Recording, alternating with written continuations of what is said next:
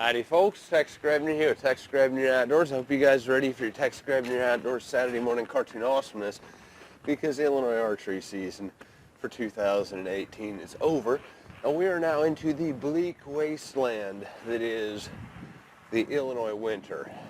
Now, I have been to the ATA show.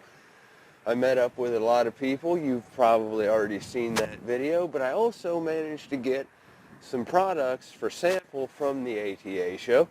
I managed to get a Carbon Express Atlatl set, and I managed to get a Southwest Archery Tigershark recurve. And so I needed some heavy broadheads, super heavy broadheads, for the Atlatl to make it flex and mimic the Clovis point. So I managed to also get some Bishop Broadheads. I believe they're Mammoth Broadheads. And so basically this week on Tex Grebner Outdoors, while we are in the dead of winter, I am doing some product testing. Right now, I'm just playing around in the backyard, making it weird with a Samburu spear. And speaking of making it weird, if you want to support Tex Grebner Outdoors in a way beyond simply watching the video, you can go to TexGrebnerOutdoors.com and take care of all your Tex Grebner Outdoors merchandise needs. Also, I managed to meet up with John Karch from Three Rivers Archery. And so if you want to rebuild your Three Rivers Archery supplies for rebuilding your arrows while it's winter and there's no hunting season, or you want to get some bow fishing stuff for the coming summer, you can use the discount code of Tex Grebner in your checkout at Three Rivers Archery and get free shipping. Now, I admit, these mittens here make my normal charismatic talking with my hands a little bit difficult, and it's very difficult to list off individual points. But I hope you guys enjoy this week's episode of Tex Grebner Outdoors. It's not easy making videos in the winter time and coming up with content, but I am at least grateful to have gotten some samples out of the ATA show, where it's things that I'm able to bring to you guys without me having to pay out of my pocket for it. But with that being said, I pride myself on my absolute honesty. Tell the truth, I'm not real sure what the hell to do with myself now that I'm not deer hunting every day. Got a Carbon Express Atlatl here. Got my ice spikes on so I don't have to worry about falling down here in the backyard. And it is really hard to practice anything in the winter, because there comes a point where you're not focusing on what you're doing. All you can think is, let's get this over with. I don't want to be cold anymore.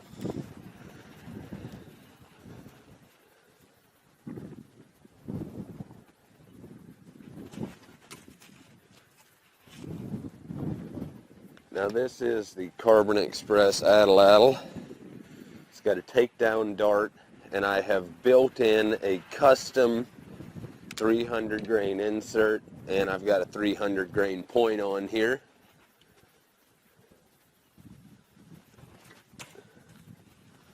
I'm at least grouping well. The technique is so utterly different than the cold steel Samburu spear throwing technique, where the Samburu comes down on a descending arc and the Atlatl dart needs to go more straight, so I'm kind of kicking the thrower up at the very end.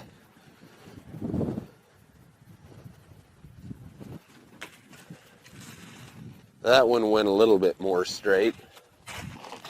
Now that I've built some weight into this Carbon Atlatl, I'm getting a little bit more better penetration. We may, God willing, end up going and doing a boar hunt with this down in Oklahoma. I've got 2 sets. I'm going to be sending one to Tripper. I'm probably going to be hunting with the spear and the bow, and Tripper's going to be ninjaing around trying to get a boar with one of these. That was a damn good throw. I should probably quit while I'm ahead. Of course, I've only had this for about 3 days now.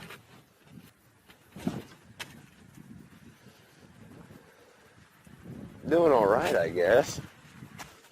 What's nice about this Carbon Express Atlatl is I don't have the material where I live to actually get natural cane shafts, and the wood shafts that I have, because they're so long, I have to store them point down, point up, and they always end up warping. This is carbon, so it's shelf stable and takes apart.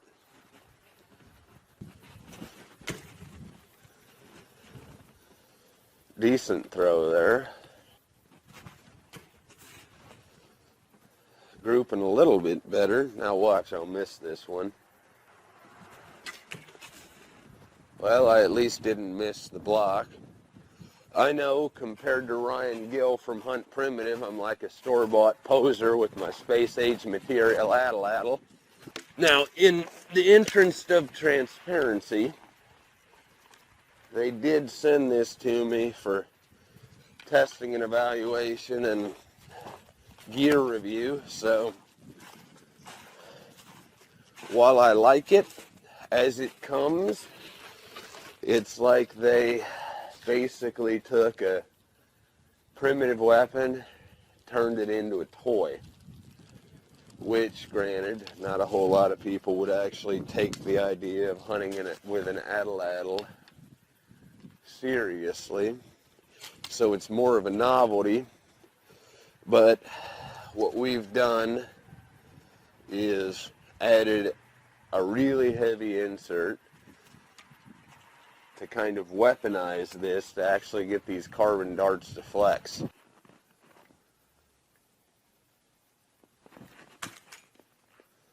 Kill with sticks.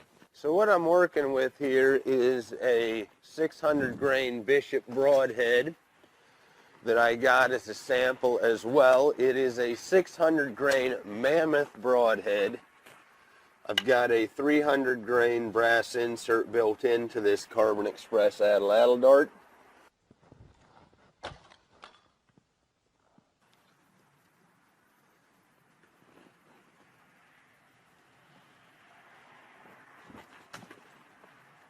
So close.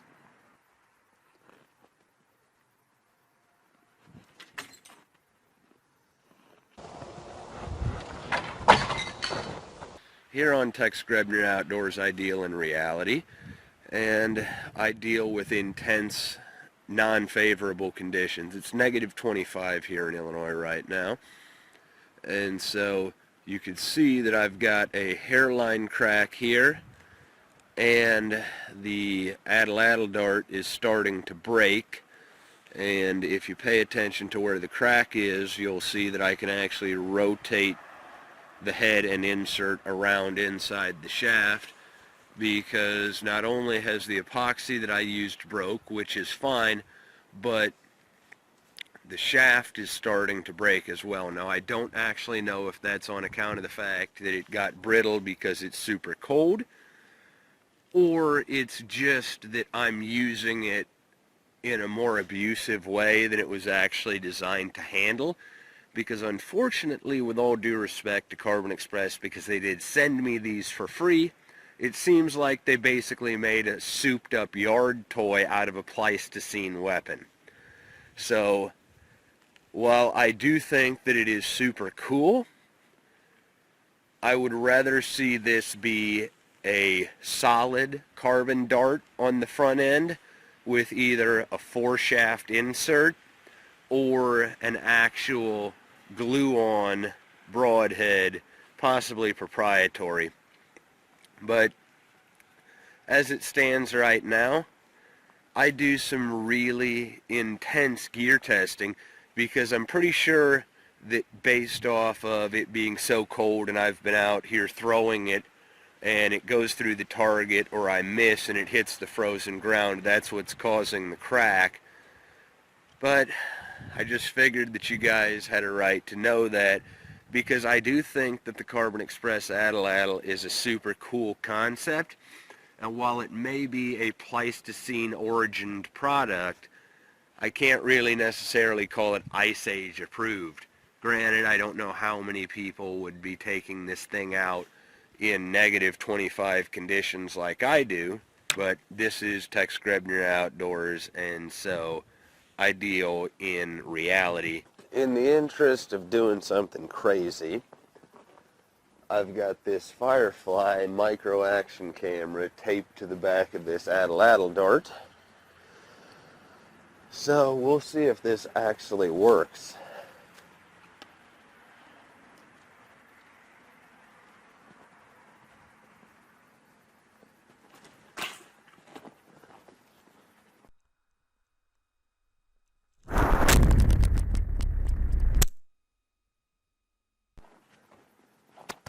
Well, at least I'm only out 25 bucks.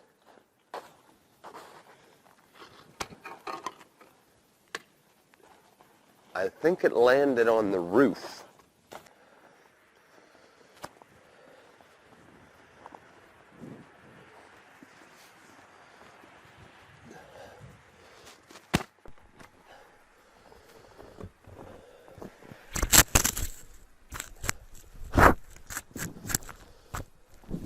Holy shit.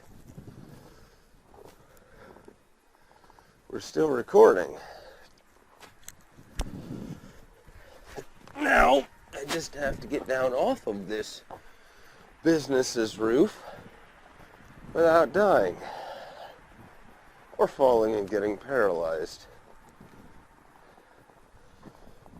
I'm honestly a little bit still amazed that this is still functioning, because that was crazy.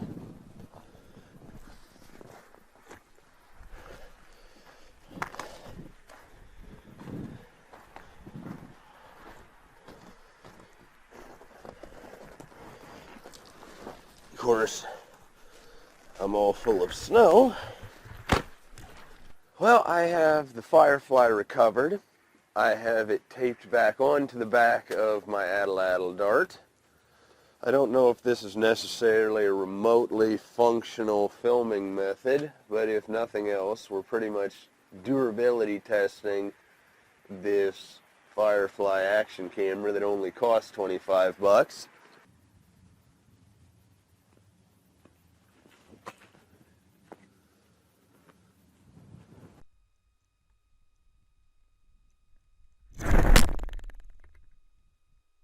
So here's hoping I don't fall down. This is a Southwest Archery Tigershark Pro.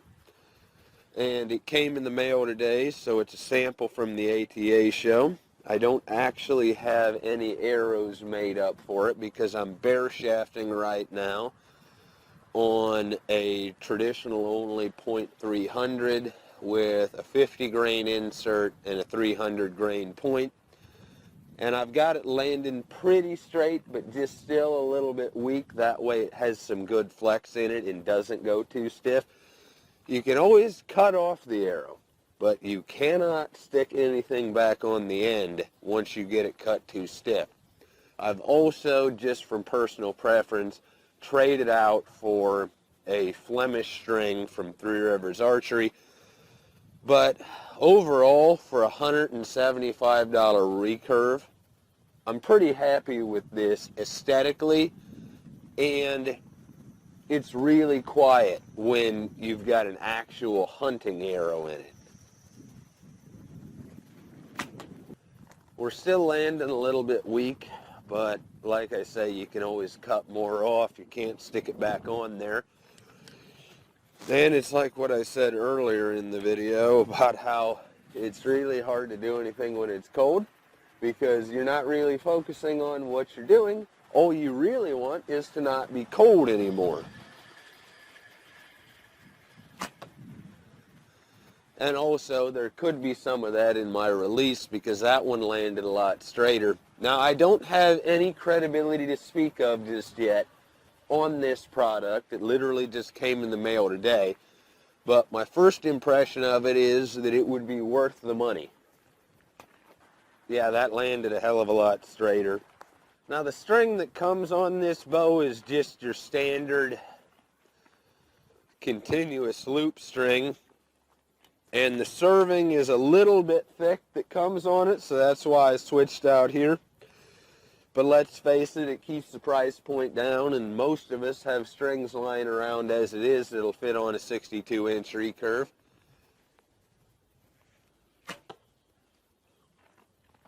And so far, I really do like this bow, comparatively speaking. It looks good, and it shoots good with the arrows that I like to shoot, and it is dead in the hand. There's not a whole bunch of vibration that comes through this riser here. So overall, my first impression of the Tigershark Pro is actually pretty positive, other than the fact that I wanted to change out the string. Well, I basically went and robbed fletchings off another arrow so that I can actually shoot this. So we're at about 19-ish yards right now.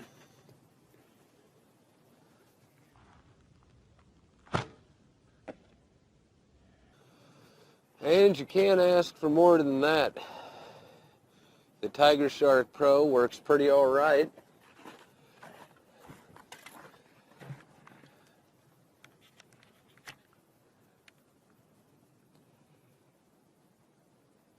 Not bad for only having the bow for a couple hours.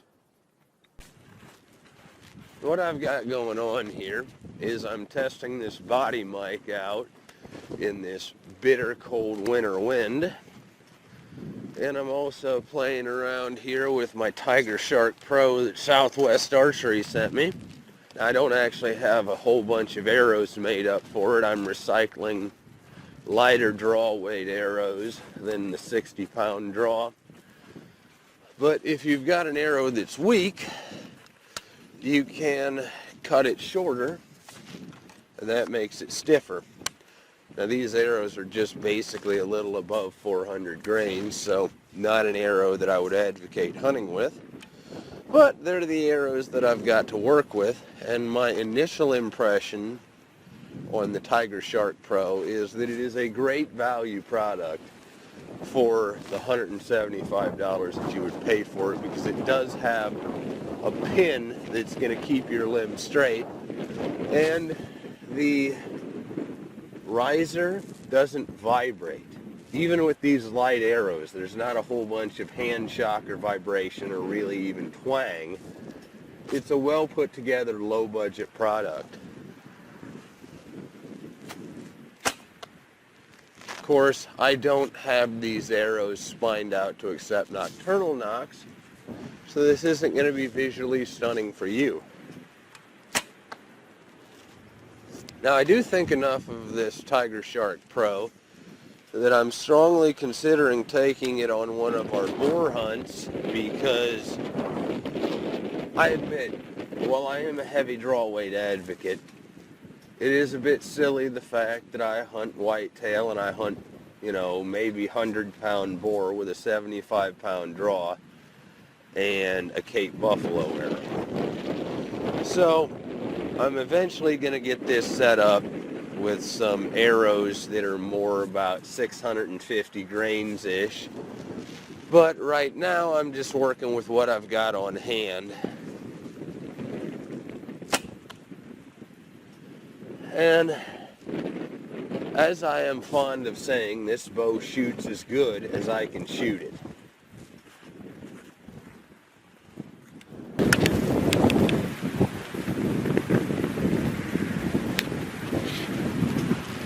Now, one of the big fallacies in archery marketing is people will try and sell you products that you're not good enough to actually need. Everybody asks me about custom bows and high-class IFL recurves and high-dollar production recurves. The fact is, you don't know shit about shit yet. Buy a cheaper bow, learn what you're doing, and then, once you've been shooting a cheap bow for a year, then you know what you're actually into when it comes to archery, just like in bed you know what you're into after you do some experimenting. And then you can actually shop around and be a more informed consumer, as opposed to buying a really expensive bow that has features you don't really need or even understand. Even with these gloves on, my fingertips are starting to numb up a little bit. All kinds of fun. Now, I don't know if this audio is coming through great or not, but this is Tex Grebner Outdoors, an ideal in reality. When you film an outdoor show, you film outdoors as much as you can, in the elements, in nature, and you can never realistically expect studio quality out of something that takes place in nature.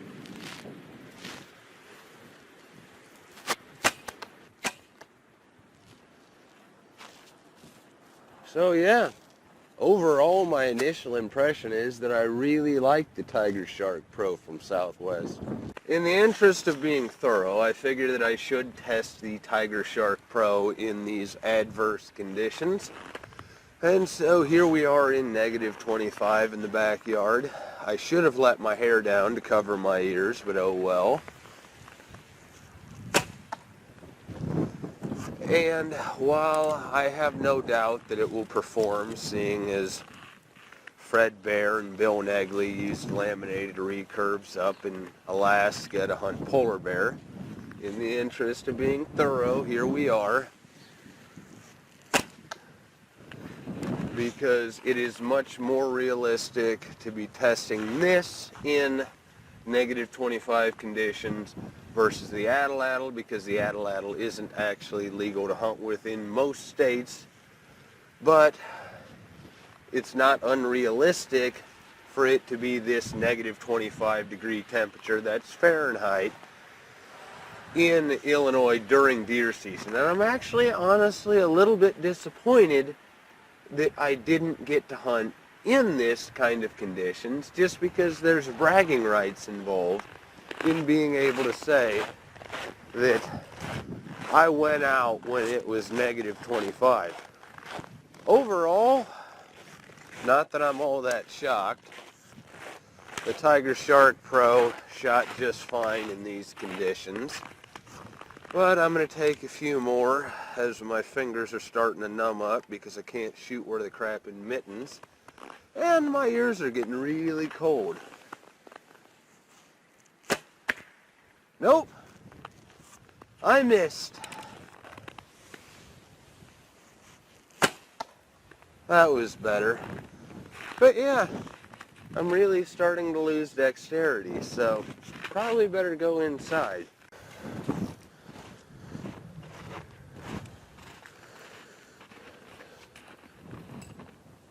Well, that was anticlimactic. I hope you guys enjoyed watching this week's episode of Tex Grebner Outdoors. As always, God bless all my sportsmen of America. Join the NRA to protect our rights. Please get my friends over at threeriversarchery.com.